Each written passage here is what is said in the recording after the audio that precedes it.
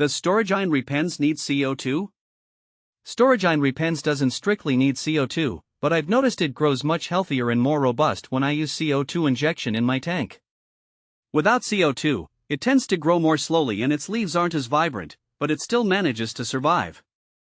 Adding CO2 really boosts its growth and overall appearance, making it lush and vibrant, which is what I love about it.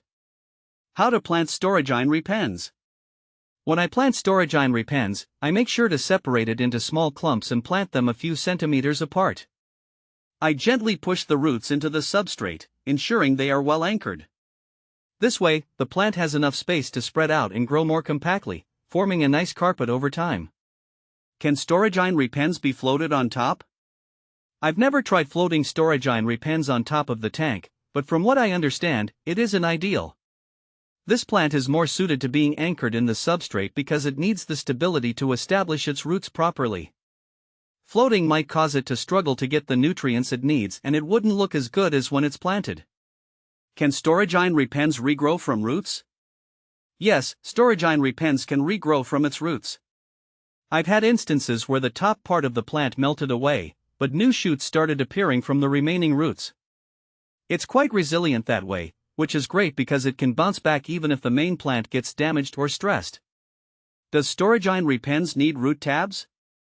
I find that using root tabs is very beneficial for Staurogyne repens, especially if you don't have a nutrient-rich substrate. These tabs provide essential nutrients directly to the roots, promoting healthier and faster growth. I always see a noticeable improvement in the plant's vigor and color when I use root tabs. Does Staurogyne repens need substrates? Staurogyne repens does best with a good substrate, preferably one that is nutrient-rich. While it can survive in inert substrates with added fertilizers, I've found that it really thrives in a substrate that provides consistent nutrients to its roots. This helps the plant establish itself more quickly and grow more robustly. How fast do Staurogyne repens grow? The growth rate of Staurogyne repens can vary, but in my experience, it grows moderately fast, especially when conditions are ideal. With good lighting, CO2, and nutrients, it can grow quite quickly, filling out the space and creating a lush carpet within a couple of months. How long for Staurogyne repens to grow? From planting to having a fully grown carpet, Staurogyne repens can take several weeks to a few months, depending on the conditions. In my tank, I usually see significant growth within a month, and it continues to spread and thicken over time, eventually forming a dense mat. How to propagate Staurogyne repens? To propagate Staurogyne repens, I simply trim the top parts of the plant and replant them into the substrate. These cuttings develop roots and start growing into new plants. I've had a lot of success with this method, and it's an easy way to expand my carpet or share the plant with other hobbyists.